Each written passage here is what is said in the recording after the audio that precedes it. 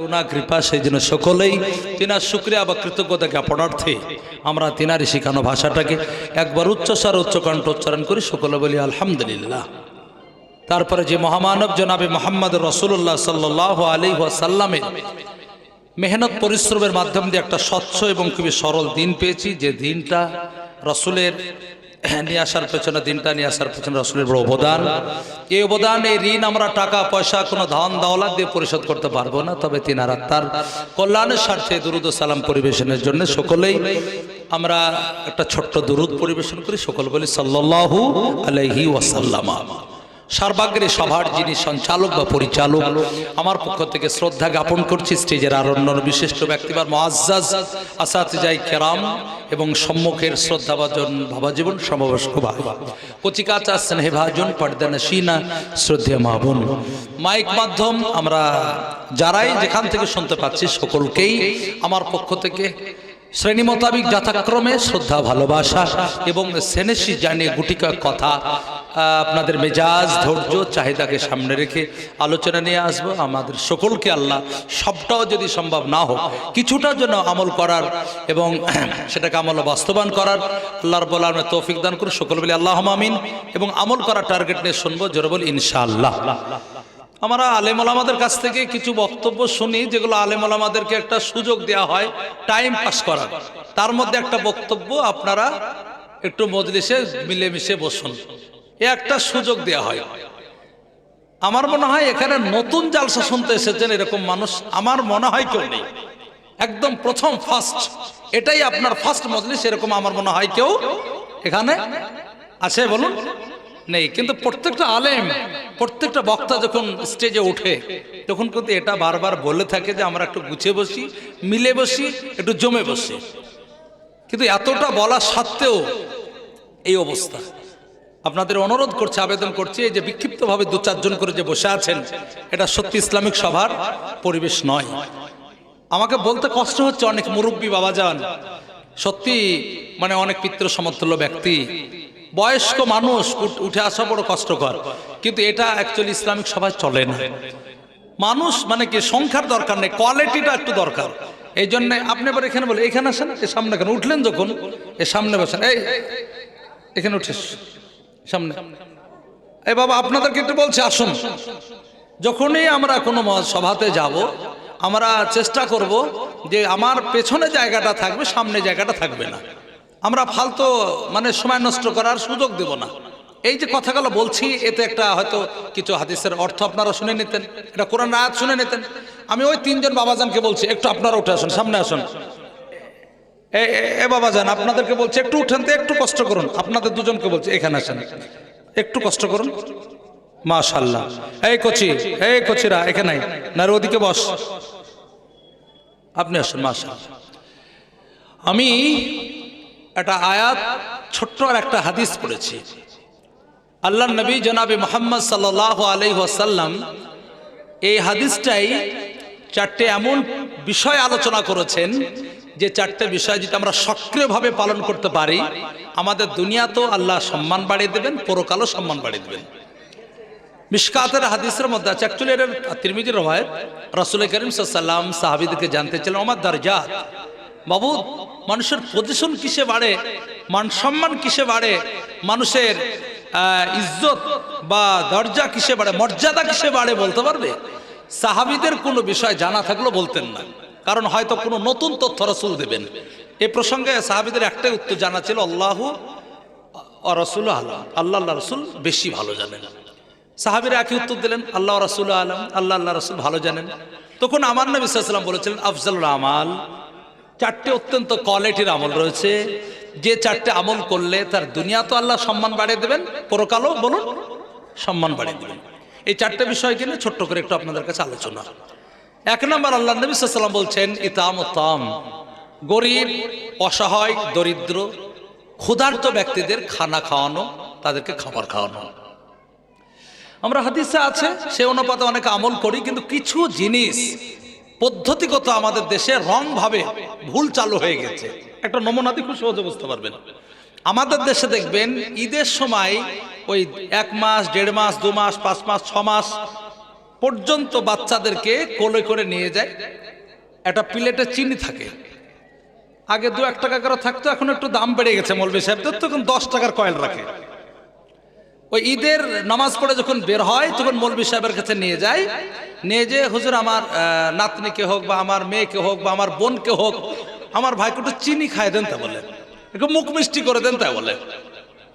তখন ইমাম সাহেব বা কোনো একজন যে ঈদের দায়িত্বে থাকেন তিনিও একটু বাচ্চার মুখে চিনি দেয়, যে ওই প্লেটের টাকাটা একটু তুলে নেয় বা হয়তো এটা তুলে দিয়ে দেয়, দুটোর মধ্যে কোনো একটা হয়।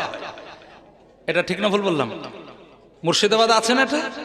কিন্তু লজ্জার কথা একটা আপনাদেরকে বলছি, এখনো হাদিসে নেই, কোনো কোরআনে তো নেই, কোনো আরবি বই না, কোনো মৌলভী সাহেবেরও কথা নেই। কিভাবে যে চালু হয়ে গেছে আমরা নিজে কি অবাক লাগে। আমার হরিয়ারপাড়া ঈদের মাঠে মনে হয় আগে 150 খানিক আসতো, তো প্রথম লাইনে তো আমি হয়তো চটে যাবে, কিছু নিয়ম ছিল আস্তে আস্তে তুলবো, তো সব একসঙ্গে তোলা যাবে না। তো ইমাম সাহেবদেরকে বললাম তোমরা চিনি আপন আপন খাওয়াও, তো এবছর ছেড়ে দাও, পরে আমি দেখে নেবো। যে পরের মানে কি ঈদে বলে দিলাম না, আল্লাহ রহমত আর কেউ এটা নিয়ে আসে না। আসলে এটা নিয়ম নয়, নিয়মটা হচ্ছে অন্য। আবু দাউদের রওয়াজ 7 দিন যখন বাচ্চার বয়স হবে তখন 4টে সুন্নত রয়েছে। এ কটা বললাম, কথা বলুন, 4টে। 1 নাম্বার ওই সম্মান সুন্দর একটা নাম তা চুজ করতে হবে। নাম প্রসঙ্গে আলোচনা কোনোদিন করেছে, আজকে করছি না। 2 নাম্বার সাধ্য হলে আকিকা দিতে হবে, ছেলে হলে 2টো, মেয়ে হলে 1টা। ভালো হচ্ছে ছোট পশু 2টো দিয়া, আর যদি সম্ভব না হয় তো আপনি ভাগা দিয়েও কাজ চালিয়ে দিতে পারেন। তবে হাদিসের মধ্যে একদম পুরো শব্দের উপরে যদি আলোচনা করবো মনে করেন, তো ছোট পশু 2টো, মেয়ে হলে 1টা, ছেলে হলে 2টো দেওয়া ভালো। 3 নাম্বার ওই হল ওই বাচ্চার মাথাটা ক্ষতি যদি না হয়, তার স্কিনের যদি প্রবলেম না হয়, তাহলে বাচ্চাটার মাথাটা নেড়া করে দেওয়া। কিন্তু সমস্যা হলে নেড়া না করলেও করতে পারেন, এগুলো সুন্নত, এগুলো খুব জরুরি জিনিস নয়। আর 4 নাম্বার হচ্ছে তাহনিক, এটা আসল। ওই দিনে কোনো আপনার কাছে যিনি শ্রদ্ধেয়, সে গ্রামের ইমাম সাহেব হতে পারে, মাদ্রাসার হেডমাস্টার সাহেব হতে পারে, মাদ্রাসার মুফতি সাহেব হতে পারে, শেখ সাহেব হতে পারে, বা আপনার গ্রামের কোনো হাজি সাহেব, কোনো মাস্টার মাস্টার তাহাজ্জুদ গুজার, যে কেউ রাসূলের যুগে রাসূল কারীম সাল্লাল্লাহু আলাইহি ওয়াসাল্লামের কাছে নিয়ে আসতেন সাহাবায়ে কেরাম। তা আপনার কাছে এখন যিনি ভক্তি মানে শ্রদ্ধার পাত্র, তিনার কাছে নিয়ে এলেন, তিনি কিছু মুখে মিষ্টান্ন দ্রব্য চিবিয়ে নিলেন। হাদিসে খেজুরের শব্দ রয়েছে, ওই খেজুরটা চিবিয়ে ওই যে মুখের লালা, কার বুজুর্গ ব্যক্তির মুখের লালা, মুখের যে একটা রস বা থুতু সহজ করে আপনার বুঝে নেন, ওই বাচ্চার মুখে লাগিয়ে দেওয়া। এই কথা বুঝতে পারছেন? এটা হচ্ছে সুন্নাত। এর খবর নেই আমাদের দেশে চিনি খাওয়ানো শুরু হয়ে গেছে। খাওয়ানোর একটা নিয়ম আছে, কিন্তু আমাদের দেশে পুরো রং। আমাদের ঘাটতি, আপনাদের কোনো ত্রুটি নেই। আমাদের দেশে কি ঘাটতি, আমরাও নিজে খুব খেয়েছি, আমাদেরও খুব মনে আছে। কেউ মারা গেলে, মা হোক আব্বা হোক, যে কেউ মারা গেলে 3 দিন, 7 দিন, 21 দিন, 40 দিনে, এটা মোটামুটি দিন মাথায় থাকে। সেই দিন একটা মিলাদ পড়ালে বা হয়তো একটা বড় করে কুল খতম দিয়ে কিছু তালিম ইলম সাহেবদেরকে এনে খাওয়াই দিলে এবং তাদের কাছ থেকে খাওয়াই দিয়ে একটু দোয়া কোরআন পড়ে নিলে খুব ভালো হয়, এটা আমরা ভাবি। ঠিক না ভুল বললাম? কিন্তু আসল সিস্টেম এটা নয়। সিস্টেম হচ্ছে আপনি সত্যি কোনো মৃত্যু ব্যক্তির জন্য কোরআন পড়বেন, দুরূদ শরীফ পড়বেন, সূরা ইখলাস পড়েন, ভালো কোনো জিনিস করে দোয়া করবেন, কাজে লাগবে, কাজে লাগবে। আপনারা অনেক একটা খুব প্রচালিত, খুব আলোচিত একটা হাদিস অনেক শুনেছেন। আল্লাহর নবী সাল্লাল্লাহু আলাইহি ওয়াসাল্লাম বলছেন, পূর্বের ঘটনা, বনী ইসরায়েলের ঘটনা। 3জন ব্যক্তি একটা পাহাড়ের উপরে চেপেছিল, বিশাল সাইক্লোন তুফান, তোরা একটা গর্তের মধ্যে আশ্রয় নিয়েছিল। তারা যে কোনো কারণে যে কোনো মাধ্যম দিয়ে বন্দী হয়ে গেছিল। কেউ বলেছে পাথরের টুকরো তাদের এই গর্তের মুখে দাঁড়িয়ে গেছিল। তারা নিজেরা যতটা শক্তি ছিল প্রয়োগ করলো, পাথরের টুকরো হটাতে পারলো না। শেষ পর্যন্ত তারা মাশওয়ারা করলো, আলোচনা করলো যে আমাদের জীবনের ভালো কোনো নেকির কাজ হওয়া থাকলে তার উদ্ধৃত দিয়ে, তার হাওয়ালা দিয়ে আল্লাহর কাছে কি করো বলুন, দোয়া করো। 3জন ব্যক্তি 3টে নেকির মাধ্যম দিয়ে দোয়া করেছিলেন। আপনারা জানেন, আমার হাদিসটা লম্বা শোনানোর উদ্দেশ্য নয়। একজন ব্যভিচার করতে যে মেয়েটা নিষেধ করলো যে তুমি আর আমি আর একজন দেখতে পাই, আল্লাহ বন্ধ করে দিয়েছিলেন। একজন মায়ের সেবা করেছিল, আর একজন ব্যক্তির কোনো হক অধিকার ছিল, পারিশ্রমিক বাকি ছিল, তিনি এসেছিলেন, তেনাকে সাথে সাথে আদায় করে দিয়েছিলেন। 3জনে দোয়া করেছিলেন, দোয়া কবুল হয়ে পাথরটার টুকরোটা হটে গিয়েছিল। এটা তো মনে হয় শুনেছেন। এই হাদিস থেকে মুহাদ্দিসিনরা বলেছেন, কোনো ব্যক্তির নেকির কাজ করার পর তার উদ্ধৃত দিয়ে দোয়া করলে কাজে লাগে। তা আপনি এক পারা কোরআন পড়লেন, এক পারা যদি সম্ভব নয় এক রুকু যদি পড়লেন, এক রুকু সম্ভব নয় দুটো আয়াত যদি পড়েন, আপনাদের জানা আছে এটা প্রচালিত কথা বা খুব মানে কি আলোচিত কথা যে কোরআনের একটা অক্ষর পড়লে কটা নাকি হয়? 10টা। তাহলে 3টা অক্ষর হলে 30টা, 100টা অক্ষর যদি হয় তাহলে আপনার 1000। এই বুঝতে পারছেন না? 10টা হলে 100। আমার বলার উদ্দেশ্য যে কেউ যদি কোরআনে কারিম পড়ে, সূরা ইখলাস পড়ে, কেউ হয়তো দুরূদ শরীফ পড়ে দোয়া করলে নিঃসন্দেহে কাজে লাগবে। আমাদের দেশে কিছু রং কথা এখন কমে গেছে। আগে বলতো মরা গরু থেকে ঘাস খায়, মৃত্যু ব্যক্তির জন্য দোয়া করে কি কাজে লাগে? এটা ভুল। এ কথা বললে তার ইমানের খাতরা আছে, ইমান নষ্ট হয়ে যেতে পারে। মৃত্যু ব্যক্তির জন্য দোয়া করা কোরআন হাদিস থেকে একদম পুরো রীতিমতো কোরআন হাদিস থেকে প্রমাণিত। কোরআনে তো আপনার আয়াত বারবার নিজে দোয়া করেন, রাব্বির হামহুমা কামা রাব্বায়ানি সাগীরা, এটা তো আপনাদের জানা আছে। হাদিসও আছে ইযা মাতাল ইনসান ইনকাতা আনহু মালুহু ইল্লা মিন সালাসাতি আশিয়া মিন সাদাকাতিন জারিয়া আও ইলমিন ইনতাফা বি আওলাদিন সালিহিন ইয়াদুলহু। মানুষ যখন মারা যায় তার আমল বন্ধ হয়ে যায়, 3টি আমলের প্রতিক্রিয়া, তার মধ্যে একটা হচ্ছে কোনো নেক সন্তান যদি দোয়া করে সেই দোয়াটা কাজে লাগে। আপনাদের বোঝানোর জন্য আরো সহজ করে বোঝাচ্ছি। আমরা যখন জানাজার নামাজ পড়ি বড়দের জন্য একটা দোয়া করি, আল্লাহুম্মা গফিরলি, বলুন না, অনেকের মুখস্থ আছেন, হাইয়িনা অমাইয়িতিনা, হে আল্লাহ তুমি ক্ষমা করে দাও আমাদের মধ্যে যারা জীবিত আছে, মাইয়িতিনা আমাদের মধ্যে যারা মারা গেছে। এটা তিরমিজি, আবু দাউদ, মুসলিম সমস্ত হাদিসের মধ্যেই রয়েছে। আর একটা হাদিস বাইহাকির মধ্যে মিশকাতে আছে, হাদিসটা হাদিয়াতুল আমওয়াত লিল আহইয়াল ইস্তিগফার, মৃত্যু ব্যক্তির জন্য জীবিতদের পক্ষ থেকে গিফট উপহার, তার জন্য মাগফিরাতের কামনা করা। এই সমস্ত হাদিস দ্বারা এটা প্রমাণিত মৃত্যু ব্যক্তির জন্য দোয়া করলে নিঃসন্দেহে কাজে লাগে। কিন্তু রং কোথায় চালু হয়েছে, ভুল কোথায়, প্রসেসটা মিস্টেক কোন জায়গায় হলো? ওই যে কোরআনে কারিম পড়ে তাকে আমাকে খাওয়াতে হবে এবং সেই দিন অনুষ্ঠান করতে হবে, বাড়িতে একটা আড়ম্বরের সঙ্গে একটা কোনো অনুষ্ঠান হবে, এটা রং। আসল তো ব্যক্তিরা খেতে পায় না, সেদিন ওর নেনার নানি নেনার শাশুড়ি থেকে 300 কুটুম জিয়াফত করে, ওর শালা আসবো, ওর জ্যাষ্ঠ, ওর নেনার শাশুড়ি কেউ বাদ থাকে না। মনে হচ্ছে বাড়িতে সেদিন পিকনিক করছে, তা মনে হচ্ছে এমন করে কুচে করে শাড়ি পরে এসেছে, মনে হচ্ছে শুটিং হবে, তা হচ্ছে। আল্লামা শামী রহমতুল্লাহ আলাই এই জন্য বলেছেন এটা নেকির থেকে বেশি গুনাহ হয়, এটা নেকির থেকে বেশি গুনাহ। সুতরাং এটা আমাদের দেশে রং চালু হয়েছে। খেতে দিতে হবে কাকে? সত্যি ক্ষুধার্ত ব্যক্তি। আছে হাদিসের মধ্যে আপনারা জানেন, কোন ব্যক্তি কেউ যদি পিপাসিত ব্যক্তিকে পানি পান করায়, কিয়ামতের দিন আল্লাহ থেকে রাহিকে মখতুম জান্নাতে পান করাবে। সুবহানাল্লাহ বলবেন না? কেউ কোনো অসহায় ব্যক্তিকে যদি বস্ত্র দান করে তাকে আল্লাহ রাব্বুল আলামিন জান্নাতের লেবাস পরিয়ে দিবেন। আচ্ছা, তেমন এখানে রাসূল বলে ইতামুত তাম, গরিব, অসহায়, দরিদ্র যারা সত্যিকারে কোনোদিন মিনিকেট চালের ভাত, রসমালাই, তৃপ্তি হোক, কালাকান্দ, মটন, চিকেন, এই সমস্ত উন্নত মানের খাবার পায়নি, ওদেরকে চুপ করে কানে কানে বলে এলেন, কাকু একটু দুপুরবেলায় যে আমাদের বাড়িতে একটু হাতে মুখে করে আসবেন, চাচিমা একটু যায়েন না, আচ্ছা আপনি হ্যান্ডিক্যাপ না, 20টা টাকা রাখুন, টুকটুকি ভাড়া দিয়ে যাবেন। 10 জন যখন 20 জন ডাকলেন, বাড়িতে তাদেরকে বারান্দায় বসে দিলেন, আপনি নিজ হাতে তাদের পাতে আপনি খাবার পরিবেশন করছেন। আল্লাহর কসম বলছি, দোয়া করার জন্য তাদেরকে বলতে হবে না, এমনি বের হয়ে যাবে। আল্লাহ কোন স্বার্থে খাওয়াচ্ছে, এত দামি খাবার কোনোদিন দেখিনি, আল্লাহ এদের মনের আশা মিটিয়ে দেবে। বলবো কি বলবে না? আর মুফতি জার্জিসকে আপনি দোয়া করে, দোয়া নিতে খুব কঠিন। আপনি মিনিকেট চালের ভাত খাওয়াবেন, বাসমতি চালের বিরিয়ানি খেয়ে পেটে ছিদলে পড়ে আছে, কোথায় আছেন আপনি? হ্যাঁ, হাদিয়া কম হলে বদদোয়া দিতে বাড়ি যাবে। আর সবের ওপর ভালো করে শোনালেন, অত যদি মানুষকে খাওয়া দাওয়া করে খাটিয়ে মেহনত করে যদি জান্নাতে পাঠানো যেত, তাহলে বড় লোকরা জীবনে জাহান্নামে যেত না। বড় বড় 2-4 ডজন মৌলবি সাহেব ভাড়া করে নিত, বলে আমার বাড়িতে 1 সপ্তাহের কাজ চালান, যা পেমেন্ট দেব এবং যা আপনাদের খাবারের ইচ্ছা বলবেন পার্সেল চলে আসবে একদম জামাতে থেকে, কোনো টেনশন নেই। কিন্তু বাপ জান্নাত না গেলে ফাটিয়ে দেবো তো হচ্ছে। এগুলো রং।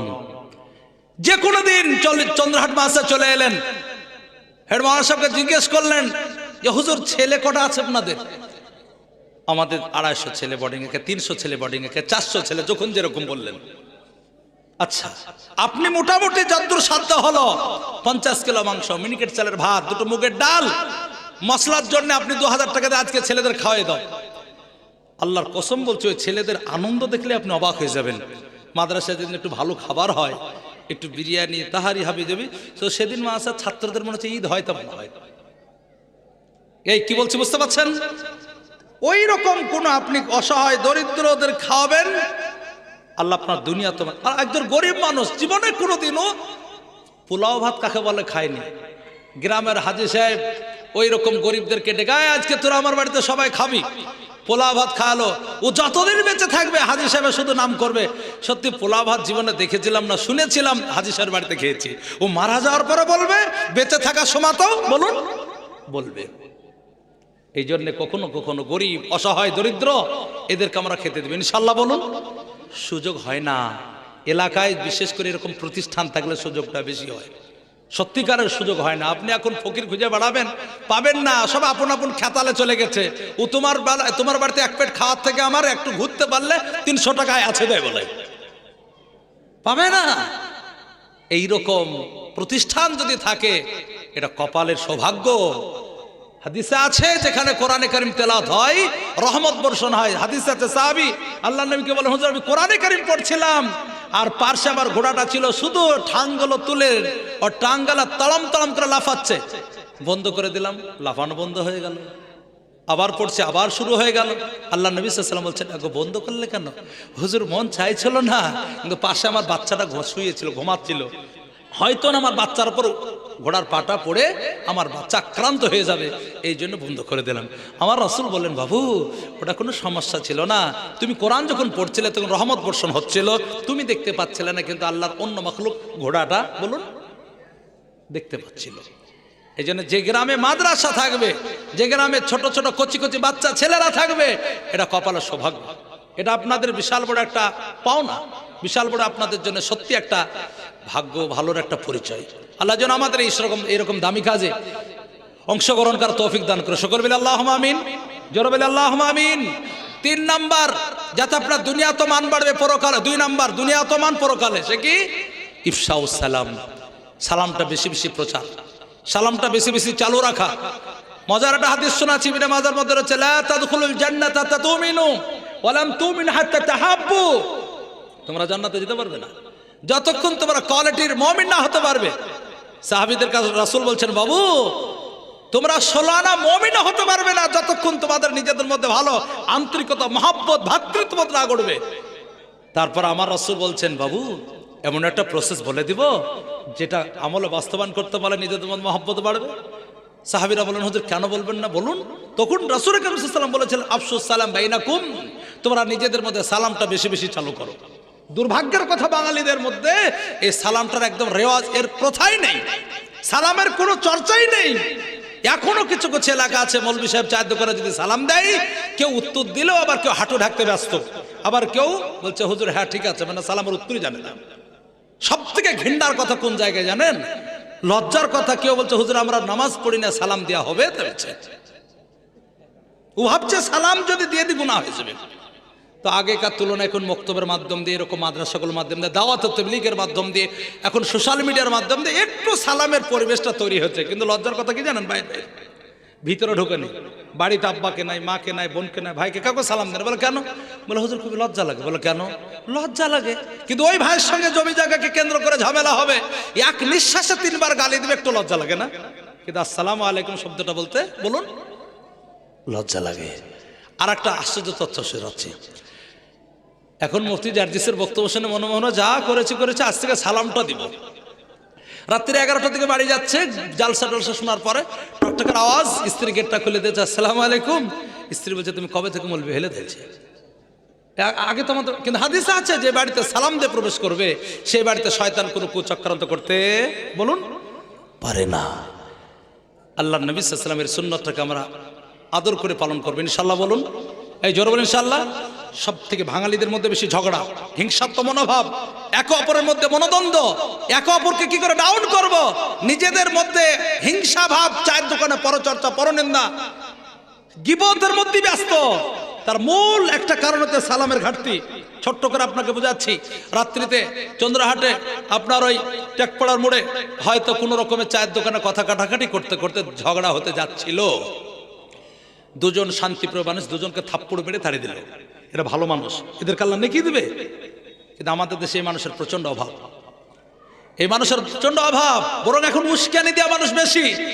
তোকে এরকম কি এরকম না, মানে চোখ ফুটে কথা বলছে রে, তোর ভাই এখন তাবড় নেতা রানিং পার্টির, আর একজনকে বলছে এই তোর বাড়িতে 3খানা লাঠি একবার হুই কেড়ে পড়লে কেউ টিকতে পারবে না, তোকে এরকম অপমান। ঝগড়া লাগানো, এই শয়তানের ভক্ত, এই শয়তানের মদতগার, হ্যাঁ আমরা শয়তানের নাসির, এই শয়তানের হেল্পারই। ভালো কাজ না এটা, মুনাফিক।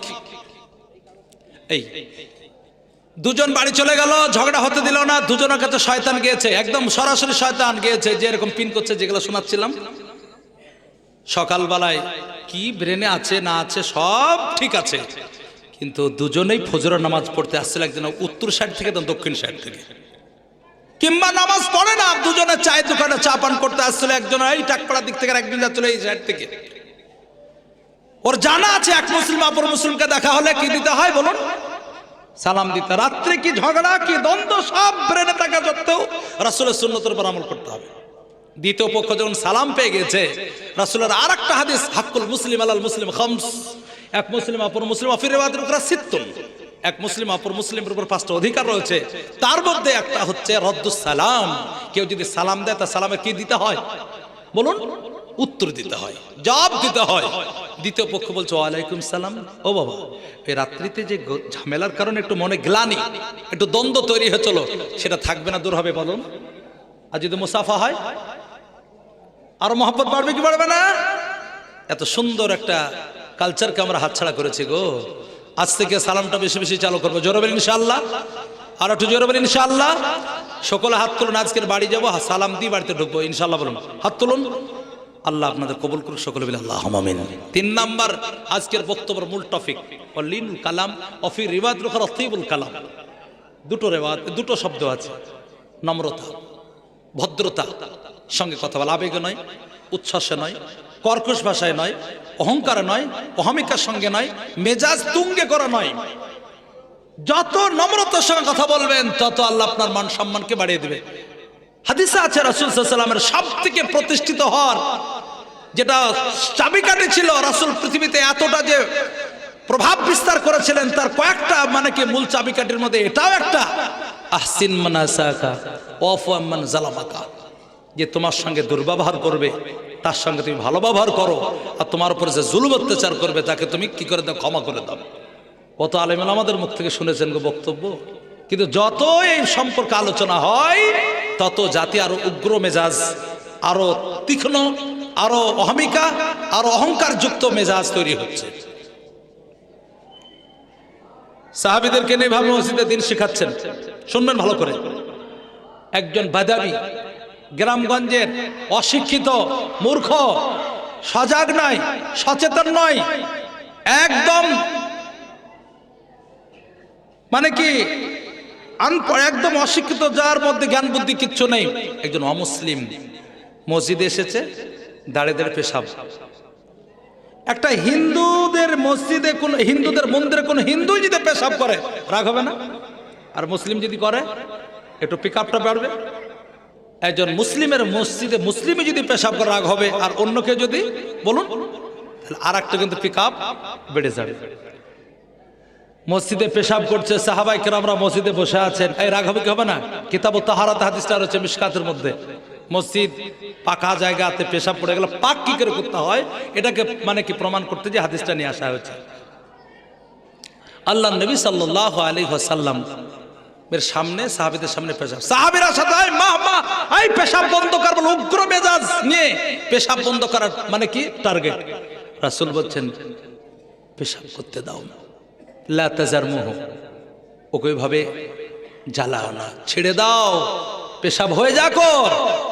মুহাদ্দিসিন কেরামরা দুটো কারণ বলেছেন। 1 নাম্বার, রানিং অবস্থায় পেশাব করলে স্বাস্থ্যের ক্ষতি হবে, যদিও মুসলিম কিন্তু মানুষ তো, ক্ষতি করা হবে না, পেশাব হতে দাও। 2 নাম্বার, যত জ্বালাবা তেড়ে নিয়ে বাড়াবা মসজিদটা বেশি নোংরা হয়ে যাবে। সাহাবায়ে কেরামরা চুপ হয়ে গেলেন, মনে মনে ভাবছেন পেশাব হয়ে যাওয়ার পরে হয়তো আমাদেরকে আল্লাহ নবী হাতে তুলে দেবে, তখন ওকে সাইজ করবে। পেশাব হয়ে গেল বলে হাযাল মসজিদ লিসসালাতি ওয়া লিকিরাআতিল কোরআন ওয়া লিতাসবিহ ওয়া লিযিকরিল্লাহ, বলে বাবু এটা মসজিদ, নামাজ পড়ার জন্য, কোরআন তেলাওয়াত করার জন্য, জিকির আজকারের জন্য, তাসবিহ তাহলিলের জন্য, পেশাব পায়খানার জন্য নয়, নোংরা জিনিস নিক্ষেপ করার জন্য নয় বাবু। আগামী তার করবা না, চলে যাও। সুবহানাল্লাহ বলবেন না? সাহাবীদের মেজাজ কোথায় এবার? আশ্চর্য হুজুর, আমাদেরকে দিল না, নিজেও কিছু বললেন না, একাটা তো কথা শোনাতেন, তাও শোনালেন না, আমাদেরকে কিছু বলতেও দিলেন না, কিছু দিলেন। কিন্তু কার ক্ষমতা আছে রাসূলের সামনে মুখ খোলার? সব চুপ। আমার নবী কিন্তু সব অনুভব করছেন যে সাহাবীদের সব মেজাজ তুঙ্গে। বলে বাবু এক বালতি পানি নিয়ে এসো তো। একজন সাহাবী পানি নিলেন। আমার নবী বিশ্বনবী তিনার পবিত্র হাত দ্বারা সে পানিটা নিয়ে অপরকে হুকুম দিলেন না, নিজেই রাসূল পানিটা নিয়ে পানি ঢালছেন। আস্তে আস্তে পানিটা ঢালার পরে মসজিদটা পরিষ্কার করার স্বার্থে তিনি পানিটা নামিয়ে দিলেন। পুরো পেশাব পরিষ্কার হয়ে গেল। মসজিদ পবিত্র হওয়ার যখন পজিশন হয়ে গেল, আমার সাহাবীদেরকে রাসূল বললেন, বাবু পেশাবটা পরিষ্কার হয়েছে, মসজিদটা পবিত্র হয়েছে কিনা বলো। বলে হুজুর হয়ে গেছে। আমার নবী বিশ্বনবী বললেন, যে ঝামেলা মাত্র এক বালতি পানিতে নির্মূল হয়ে যায়, সেই ঝামেলা তোমরা কেন রক্তে নিয়ে যাচ্ছিলে তাকে মারধর করতে? তার ফ্যামিলির মানুষ বেড়ে আসতো, তার মহল্লার মানুষ, তার মানে কি গোষ্ঠীর মানুষ, সম্প্রদায়ের মানুষ বেড়ে আসতো। তোমাদের মধ্যে একটা দল তাদের সঙ্গে সংঘর্ষে জুড়ে যেত, উভয়ের মধ্যে এমন একটা ভয়ঙ্কর একটা ফিতনা, একটা দাঙ্গা তৈরি হতো, এখানে রক্তের বন্যা বয়ে যেত। যে ঝামেলা মাত্র এক বালতি পানিতে নির্মূল হয়ে যায়, সেই ঝামেলা কেন তোমরা রক্তে নিয়ে যাচ্ছিলে? সুবহানাল্লাহ বলুন। এটা হচ্ছে রাসূলের শিক্ষা। আরো মজার তথ্য দিয়ে অবাক যাবেন আপনি, আশ্চর্য হয়ে যাবেন। কিতাবুল জিহাদ, আমাদের দেশে জিহাদ কথাটা শুনলে আমাদের কিছু মুসলমান ভাইদেরও একটু শরীরটা আটকে ওঠে, যে জিহাদ মানেই মনে হয় না জানি কি জিনিস, মারামারি, ফাটাফাটি, কাটাকাটি, এইরকম একটা ব্যাপার। কিন্তু কিতাবুল জিহাদ, জিহাদের চ্যাপ্টার একটা হাদিস শোনাচ্ছি আবু দাউদের মধ্যে। আমার নবী বিশ্বনবী বললেন, লা তাসুবুল কুফার, কোনদিন তোমরা অমুসলিমদের গালি দিবে না, অমুসলিমদের অকথ্য কথা ব্যবহার করবে না, কোনদিন কর্কশ ভাষা, তাদেরকে কোনদিন খিস্তি মারবে না, তাদেরকে কোন রকমের নোংরা ভাষা প্রয়োগ করবে না। আলহামদুলিল্লাহ বলুন, রাসূলের শিক্ষা যে অমুসলিমদের কখনো তোমরা গালি দিবে না। যে জাতির নেতা, যে জাতির নায়ক অন্য সম্প্রদায়ের মানুষকে গালি দিতে নিষেধ করে, সেই জাতির নেতা অন্য সম্প্রদায়ের মানুষকে বিনা কোনো প্রয়োজনে, বিনা কোনো দোষে মার্ডার করার বা তাদেরকে মেরে দেওয়ার কোনো রকমের অনুমতি দিতে পারে কি বলুন? গালি দিতে তো নিষেধ করছেন। লা তাসুবুল কুফার, আপনারা শুনেছেন, খুব আলোচিত হাদিস, প্রায় বক্তারা বলেন। আপনারা জানেন যে বিশেষ করে ইসলামে মানবতার একটা যথেষ্ট গুরুত্ব রয়েছে, মনুষ্যত্বের একটা যে ব্যাপক চর্চা রয়েছে, তার উদাহরণস্বরূপ একজন মহিলা সত্যি পরহেজগার, দিনদার, ইসলামিক কালচার ছিল। সেই মহিলাটা আপনার বাড়িতে একটা বিড়াল ছিল, সে খেতেও দিল না, পান করতেও দিল না, এবং নিজে যে চড়াই করে খাবে সে পরিবেশটাও দিল না, মারা গেল। রাসূল কি বললেন? তোমার নামটা জান্নাতীদের খাতায় থাকলেও তুমি আল্লাহর একটা মখলুককে কষ্ট দিয়েছো বলে কি বলুন? জাহান্নামী। একটা কুকুরের বাচ্চাকে, একটা যার মধ্যে ইসলামিক কালচার ছিল না, সব দিক থেকে দুর্বল, পিছিয়ে ছিল, সেই মেয়েটা পানি পান করিয়েছিল, শুনেছেন না? রাসূল সাল্লাল্লাহু আলাইহি ওয়াসাল্লাম বললেন, তোমার নামটা জাহান্নামীদের লিস্টে থাকলেও আল্লাহর মখলুককে একটু হেল্প করেছো, এই জন্য তোমার নামটা কোন নাম, কোন জায়গায় গেছে? জান্নাতীদের। যে ধর্মে আশরাফুল মখলুক খাত দূরের কথা, নরমালি এটা হেলাফেলা, একটা মখলুককে রহম করার কারণে জান্নাতি হয়ে যায়, অবহেলা করার কারণে জাহান্নামী হয়ে যায়, তাহলে সেই জাতির নেতা বা সেই ধর্ম আশরাফুল মখলুকাত মানুষকে কি করে মারার হুমকি দিতে পারে, মারার অনুমতি দিতে পারে? মসলা হচ্ছে, কোন মৃত্যু ব্যক্তিকে দেখলে, লাশ দেখলে দাঁড়িয়ে যেতে হয়। রাস্তাতে যাচ্ছে, খাটিয়াতে করে নে, তো কেউ বসে থাকে না, দেখবেন আমাদের দেশে লাশ আসতে দাঁড়িয়ে বলে না, প্রয়োজন হলে বসতেও পারে। মসলা দুটোই অপশন আছে, তবে দাঁড়ানোটা বেশি আমাদের দেশে প্রচালিত। আল্লাহ নবী সাল্লাল্লাহু আলাইহি ওয়াসাল্লাম সাহাবীদের কেন রাস্তায় ছিলেন বসে, এটা লাশ আছে, আল্লাহ নবী সাল্লাল্লাহু আলাইহি ওয়াসাল্লাম দাঁড়িয়ে গেলেন, সাহাবীরা দাঁড়িয়ে গেলেন। আল্লাহ নবী সাল্লাল্লাহু আলাইহি ওয়াসাল্লাম সাহাবীদেরকে বলছেন, এই আল্লাহ নবী সাল্লাল্লাহু আলাইহি ওয়াসাল্লামকে সাহাবীরা বললেন, হুজুর এটা তো ইহুদির লাশ, এটা তো মুসলমানের লাশ না, মুমিনের লাশ না, দাঁড়ালেন কেন? তো রাসূল কি উত্তর দিলেন জানেন? লাইসাত নাফসা, এই পাগল, এই খাপারা, এটা কি মানুষ নয়? ইহুদি হয়েছে তো কি হয়েছে? ইহুদি হোক, হিন্দু হোক, অমুসলিম হোক, যাই হোক না কেন, মানুষ তো সর্বোপরি সে মানুষ। সুতরাং আমরা মানুষের সঙ্গে সুন্দর ব্যবহার করবো ইনশাল্লাহ। বলুন, টাকার গরম দেখে কোনো কাজ নেই, পয়সার গরম দেখে কোনো কাজ নেই। এই মাদ্রাসাতে আমি একটা বই পড়েছিলাম, কালবি বলে একটা আরবি সাহিত্যের বই, এইখানে পড়েছিলাম আমি মাঝে। এক ফকির একটা বাড়িতে পড়েছে, খুব মানে কি এটা মানুষ বলে, আলেমুলামারা বলে, এক ফকির ভিক্ষা দিতে যায়, ফকিরকে বাড়ির মেয়েটা অজ্ঞান হয়ে যায়, বাড়ির মালিক ছুটে আসে, কি হলো? ফকির বলছে আমি কিছু বলিনি। কিছুক্ষণ পর জ্ঞান ফিরলো, ফকিরটা চলে গেল, বলে স্বামীকে, উনি আমার একসময় স্বামী ছিলেন, বিনা ওনার অনুমতিতে ভিক্ষা দিয়েছিলাম, আমাকে বাড়ি থেকে বিতাড়িত মোতাল্লাকা করে তাড়িয়ে দিয়েছিলেন। আজকের আল্লাহ কি না পারে, তিনি ফকির মানুষের ধারে ধারে ঘুরে বেড়াচ্ছে, অজ্ঞান হয়ে গেছে। তিনি বললেন যে শোনো, তুমি আমাকে চিনতে পারোনি, তুমি যাকে ভিক্ষা দিতে যে মোতাল্লাকা হয়েছিলে সেটাই হচ্ছে আমি। এটা হচ্ছে আল্লাহর খেলা। আল্লাহুল গনি ওয়া আনতুমুল ফুকারা, আল্লাহ হচ্ছেন সম্পদশালী, বাকি পৃথিবী সব ফকির। আজকের আপনাকে টাকা দিয়েছে, কালকের কেড়ে আমাকে দিতে পারে, আজকের আমাকে দিয়েছে, কালকের কেড়ে আপনাকে দিতে পারে। টাকা নিয়ে কোনো অহংকার অহমিকার সঙ্গে কথা বলবেন না। বাংলা একটা কথা আছে, যদি কেউ শিখরে যেতে চায়, কেউ যদি শিখরে যেতে চায় সে যেন শিখরে আসে। বুঝতে পারলো না? কেউ যদি শিখরে যেতে চায়, শিখরে মানে কেউ ওপরে যদি যেতে চায় তাকে নিচে আসতে হবে, যত ছোট হবে তত বড় করবো আল্লাহ। এই জন্য আজ থেকে অনুরোধ, আবেদন, দরখাস্ত, আমাদের দেশে মুসলমান বিড়ির ধোঁয়া না মারামারি লাগে। দেখো চায়ের দোকানে বসে আছে, বিড়ির ধোঁয়া হাতে করে নাকে অ্যাকশন করেছে, তুই একটা ফাইট, বলে আমাকে মারলি কেন? দুটো ফাইট, দুজনের নাশা, ব্লিডিং, রক্তপাত, বাস মুর্শিদাবাদ জেলায় চলে গেল দুটোই অ্যাটেম্পট টু মার্ডার কেস। এবার সুযোগ পেয়ে গেছে একটা বড় বাবুর আন্ডারে, মেজে বাবুর আন্ডারে, প্রত্যেক দিন গাড়ি ঢুকছে, একবার ওর কাছে 5,000, আর একবার কাছে 6,000, ওর কাছে 5,000, ওর কাছে 6,000, 8-10 বার নেওয়ার পর কেরালা খাটাতো, কত টাকা থাকবে বুঝে গেছে, এদের হাল খারাপ। তখন চার্জশিট লেখে কোর্টে পাঠিয়ে দিল, মুর্শিদাবাদ কোর্টে।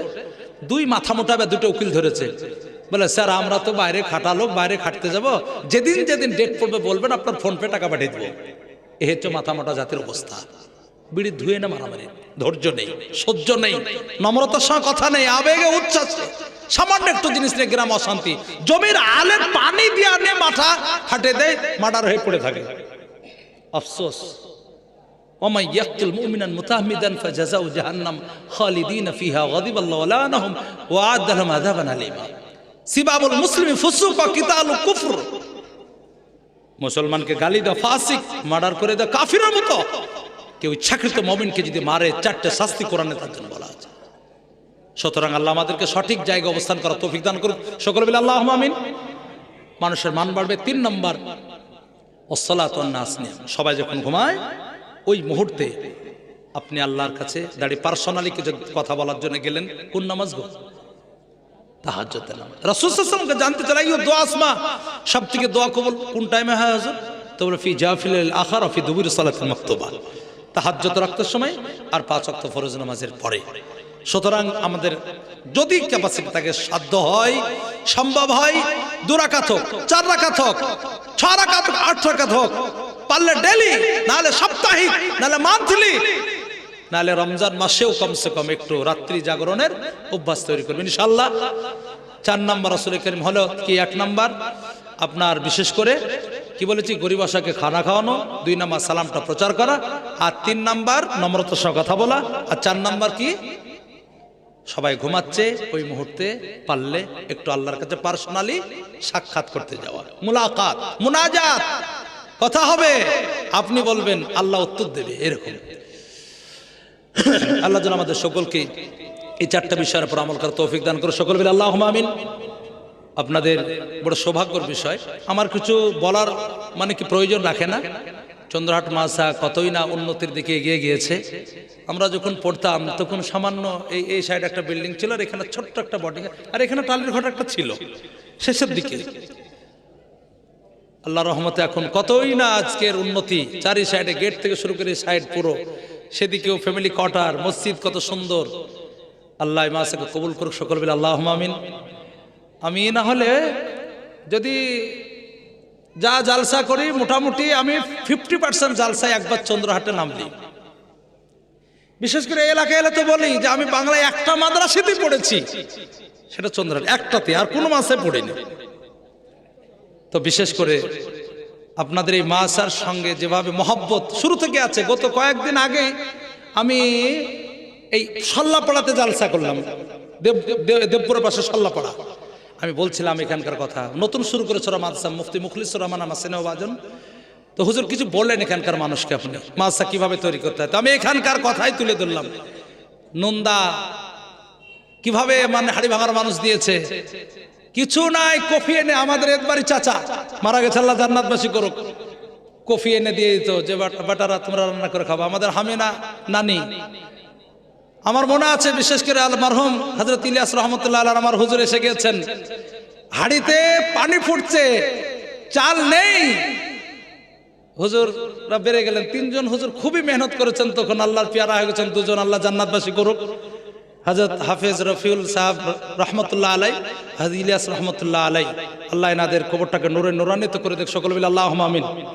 আজকের ওনাদের মেহনত পরিশ্রম আর আমাদের হযরত মাওলানা মরহুম শাইমুদ্দিন সাহেব রহমতুল্লাহ আলাই চলে গেছেন, খুব মেহনত করে এই মাদ্রাসা দিয়ে গেছে আমাদেরকে।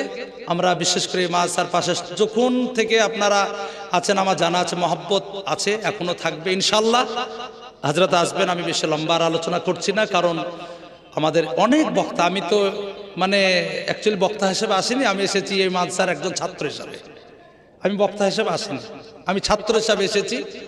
অনেক ব্যস্ততা থাকা সত্ত্বেও আমি বললাম একবার যাব, এর আগে দুবার আসা হয়নি।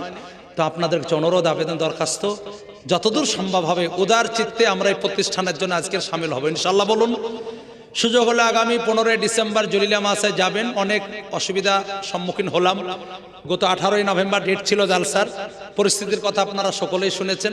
তবে একটা কথা বলেছি, কোনো বিভ্রান্তে কোনো গুজবে কান দেবেন না, ওখানে একজনও মার্ডার হয়নি, একজনও ওখানে মার্ডার হয়নি। যে কাজটা করেছিল সত্যিকার বড় মানে গর্হিত এবং মারাত্মক রং কাজ, তার জন্য মোটামুটি সেখানকার আইসি সাহেব 4 জন আসামি তুলেছে। আমাদের পক্ষ, বিশেষ করে মুসলিম ছেলেরা এটাকে মানে শোনার পরে, দেখার পরে নিজেকে কন্ট্রোল না করতে পারে আবেগে কিছু কাজ করেছে। প্রশাসন কিন্তু অত্যন্ত ধৈর্যের পরিচয় দিয়েছে, ডিএম এসপি পর্যন্ত তিনারা মানে কি সশরীরে সেটাকে ট্যাকেল দিয়েছেন, এবং সত্যি রাজ্য সরকারের পক্ষ থেকে ব্যাপক মানে কি এর পেছনে ট্যাকেল দেওয়ার পেছনে অবদান রয়েছে ব্যাপক। আমাদের ছেলেরা অত্যন্ত মানে কি আবেগপূর্ণ হয়ে কিছু কাজ করলেও শুধু ছত্রভঙ্গ করার জন্য 2-4 জনকে তুলেছিল, ছেড়ে দিয়েছে। 4 জন আমাদেরকে এসপি সাহেব বা ডিএম সাহেব বললেন যে ওদের 4 জন, আমাদের 4 জন থাকলো, মীমাংসা হলে ঠিক হয়ে যাবে, এখন টেনশন নিয়েন না। তো মোটামুটি এখন শান্ত, কোনো সমস্যা নেই। কিছু ব্যক্তির বদমাশির কারণে এই সমস্যাটা তৈরি হয়েছিল, গুজবও কান দেবেন না। আমাদের কিছু ছেলে খামখুত হয়েছিল, কয়েকজন ছেলে ব্যক্তিগত তাদের রাগে বা যে কোনো কারণে করে ফেলেছে। পুরো বেলডাঙ্গায় যে দাঙ্গা লেগেছে, পুরো সংঘর্ষ হচ্ছে এমন নয়। কয়েকজন ছেলে ফিরে যাচ্ছিল, তারা সাধারণ মানুষের ছেলে, কেউ হয়তো ওরকম করে যাচ্ছিল, একটু খাম হয়ে গেছে, তারা সুস্থ আছে। যেটা সব থেকে সিরিয়াস, আমাদের মাদ্রাসার সহসভাপতির ভাগ্নে হচ্ছে, ভালো আছে, কলকাতায় দাঁতের এখানে আঘাত হচ্ছিল বলে অপারেশনের জন্য পাঠানো হয়েছে, বাকি সমস্যা এখন নেই। জালসা হবে সামনে আপনার 15 ডিসেম্বর। আমরা একটা খসড়া ডেট করেছি, সুযোগ হলে একটু যাওয়ার চেষ্টা করবেন। ওমা তৌফিক ইল্লা বিল্লাহ। আসসালামু আলাইকুম ওয়া রাহমাতুল্লাহ। অশেষ ধন্যবাদ হযরত মাওলানা মুফতি জারজিস হোসেন সাহেবকে, জাযাকুমুল্লাহু খাইরা। এরপরে আমরা আমাদের অত্র মাদ্রাসার প্রাক্তন শাইখুল হাদিস, আমাদের সুপরিচিত বক্তা হযরত মাওলানা আলহাজ মোশাররফ হোসেন সাহেব, তিনাকে খুব শ্রদ্ধের সাথে আমি আহ্বান জানাবো, উনি আসবেন এবং মূল্যবান বক্তব্য রাখবেন। আসসালামু আলাইকুম ভাই, এটা একটা বরকতময় মজলিস, যিনারা গেটে দাঁড়িয়ে আছেন আপনাদেরকে অনুরোধ করে বলা হচ্ছে আপনারা একটু নিজ নিজ জায়গা আসন গ্রহণ করুন। একটু মসজিদ যেহেতু বরকতময় জায়গা, আপনারা জানেন আজকে আলহামদুলিল্লাহ প্রায় আল্লাহ রসুলের পাগড়ি কিছু মেহমান যিনারা হাফিজ মৌলানা হয়েছেন, প্রায় 23 থেকে 24 জন ছেলের পাগড়ি আজকে ওলামাদের মাধ্যম দিয়ে তিনাদের মাথায় দেওয়া হবে। আজ সেই বরকতময় এটা একটা জালসা। অনেক জালসা শুনছেন, কিন্তু এই জালসা একটা অন্যরকম। সে কারণে এই জালসার মেহফিলে এসে বসা একটা বরকতময় ব্যাপার আছে। সেই কারণে আপনারা এদিক ওদিক ছিটিয়ে না থেকে আপনাদের জন্য আহারের ব্যবস্থা করা হয়েছে। আপনারা জালসা শুনুন এবং পার্শ্বে আহারের ব্যবস্থা আছে, সেখানে আপনারা আহার গ্রহণ করবেন। আপনারা যদি বিক্ষিপ্তভাবে চলাফেরা করেন, জালসা এটা একটা যে মান সেটা থাকবে না। সেই কারণে সকলকে অনুরোধ করছি আপনারা স্টেজে এসে স্টেজের সম্মুখে এসে বসুন। আসসালামু আলাইকুম।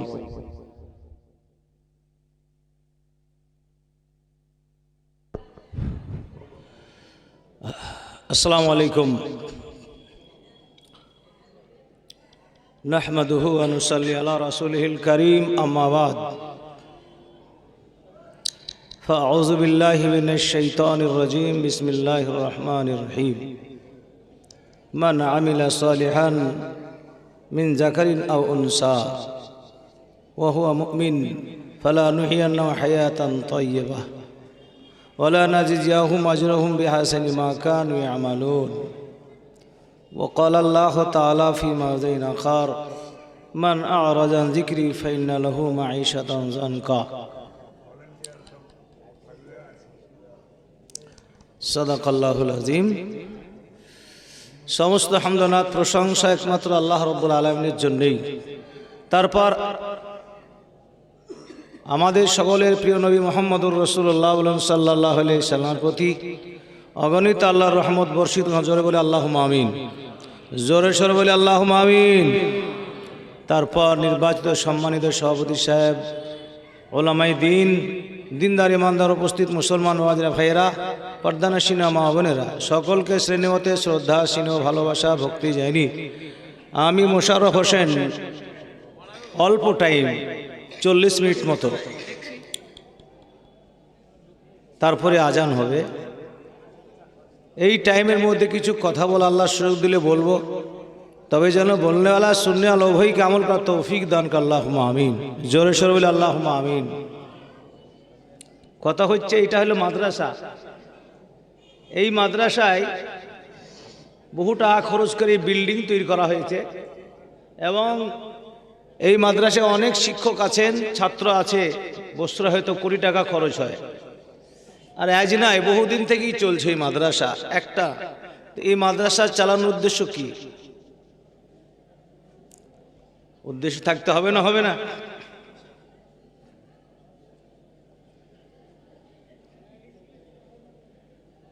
আল্লাহ পাক আমাদেরকে দুনিয়ায় সৃষ্টি করেছেন, তার পেছনে একটা উদ্দেশ্য আছে না? নাই আছে।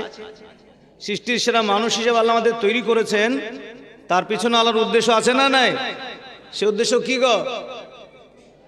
আমাদের মান্তিক পড়ানো হয় মাদ্রাসাতে, লিখছে লিকুল্লি শাইইন মাওজুন ওয়া গায়াতুন। প্রত্যেকটা জিনিসের পিছনে উদ্দেশ্য আছে। ওয়াইল্লাল্লাহ তালাবু আবাসুন। উদ্দেশ্য না থাকলে, তার ফলাফল না থাকলে সে কাজ করা কি হয়? বেকার। লাভে লুহাব হয়, বিনা লাভে তুলব হয় না কেউ। তো আল্লাহ পাক আমাদের দুনিয়ায় সৃষ্টি করেছেন তার ইবাদত করার জন্য, নাকি? ওমা খালাকতুল জিন্না ওয়াল ইনসা ইল্লা লিয়াবুদুন। মানুষ এবং জিনকে আল্লাহ সৃষ্টি করেছেন কিসের জন্য? ইবাদত করার জন্য। ইবাদত কার নাম? আল্লাহ এবং আল্লাহর নবী যে সমস্ত কাজকর্মের হুকুম করেছেন সেগুলি করা, যে কাজ থেকে নিষেধ করেছেন সেগুলি না করা, এর নাম কি? ইবাদত করা। এর নাম কি গো? ইবাদত। তো আল্লাহ যে আমাদেরকে ইবাদত করার জন্য পাঠিয়েছেন, তো ইবাদত করব কেমন করে? ইবাদত করব কেমন করে? কি জিনিস জানতে হবে না? হবে না? এত বড় মাদ্রাসা তৈরি করা, এত ছাত্রকে খাওয়ানো, এত টাকা পয়সা দেওয়া, কিসের জন্য? একটাই কারণ, আল্লাহ আমাদেরকে ইবাদত করার জন্য সৃষ্টি করেছেন। এখন ইবাদত যে কেমন করে করব আমরা তো জানি না। তাহলে কি আমাদের ইবাদত করার আগে করতে হবে? সেই সম্পর্কে জানতে হবে না? হবে না? তার জন্য আমি যেহেতু বুখারী শরীফ এখানেও পড়াতাম, এখন সাতবাড়িয়া মাদ্রাসায় বুখারী শরীফ পড়ায়। ইমাম বুখারী রহমতুল্লাহ আলাইহি একটা বাব কায়েম করেছেন, আল ইলমু কাবলাল আমালি ওয়াল কাউল। তিনি বলছেন কোনো জিনিসের প্রতি আমল করার আগে এবং কোনো কথা বলার আগে সেই সম্পর্কে জ্ঞান অর্জন করা জরুরি। যদি জানা না থাকে আমল করতে পারবেন? রুকু কাকা বলে জানেন না, কি করবেন? সেজদা কাকা বলে জানেন না, কেরাত কাকা বলে জানেন না, হবে কি? এখন বললে বক্তা ওয়াজ করতে হবে, আমি ওয়াজই জানি, আগে থেকে শিখে নি, বলতে পারবো? তাহলে কোনো জিনিস বলার আগে, কোনো জিনিসের মধ্যে আমল করার আগে সেই সম্পর্কে তার জ্ঞান অর্জন করা জরুরি না জরুরি নয়? তো আল্লাহর যে আমাকে ইবাদত করার জন্য পাঠিয়েছে, ইবাদত কেমন করে করব সেই সম্পর্কে জ্ঞান অর্জন করা জরুরি না জরুরি নয়? সেই জ্ঞানই দেওয়া হয় এই মাদ্রাসায়। সেই জ্ঞান শিক্ষা করার জন্য এত টাকা পয়সা খরচ করা। কেন? না জানলে ইবাদত ঠিক হবে না। কেন? আল ইলমু নূর, জ্ঞান হচ্ছে জ্যোতি বা আলো। আল জাহলা জুলমা, আর মূর্খামি হচ্ছে কি? অন্ধকার। তো আপনার কাছে যদি ভালো লাইট থাকে, রাস্তা যত বড়ই খারাপ হোক আর যতই সাপ কাটা মাটা থাকুক, 10 লাইট দিয়ে রাস্তা দেখে আপনার বাড়ি গন্তব্যস্থলে পৌঁছাতে পারবেন? পারবেন না? এই জন্য লাইটের নাম রাখা হয়তো আগে জীবন সাথী। এই জীবন বেঁচে যেত ওই লাইটের দ্বারাই। আর যদি লাইট না থাকে, অন্ধকার পথ, খড়ির সাপ বৈশাখে পাতুলি দিয়েছেন, কামড়াবে না? কামড়াবে না? খেজুরের কাটা আছে, পাতুলে দিয়েছেন, কিংবা খাদে পড়ে গেছেন, মরে যাবে। তো ইলম হচ্ছে ওই রকম। আপনার আমার গন্তব্যস্থল জান্নাত। ওই জান্নাতে যাওয়ার লাইট হচ্ছে কি? এই ধর্মীয় জ্ঞান। এই জ্ঞান যদি আপনার কাছে থাকে, সঠিক ইবাদত করে মওলার দরবারে জান্নাতে যেতে পারবে। আর সঠিক জ্ঞান না থাকলে সঠিক ইবাদত হবে না। মনে করছেন ইবাদত করে জান্নাতে যাব, গুহায় জাহান্নামে পড়ে যাবে। এই জাহান্নাম থেকে বাঁচা ফরজ, জান্নাতে যেতে হবে। নিজেকেও জাহান্নাম থেকে বাঁচাতে হবে, ছেলে মেয়েদেরকেও জাহান্নামে বাঁচাতে হবে। তার জন্য এই ধর্মীয় জ্ঞান শিক্ষা করা রাসূলুল্লাহ ফরজ বলেছে। বুঝে আসছে? ধর্মীয় জ্ঞান শিক্ষা করা ফরজ।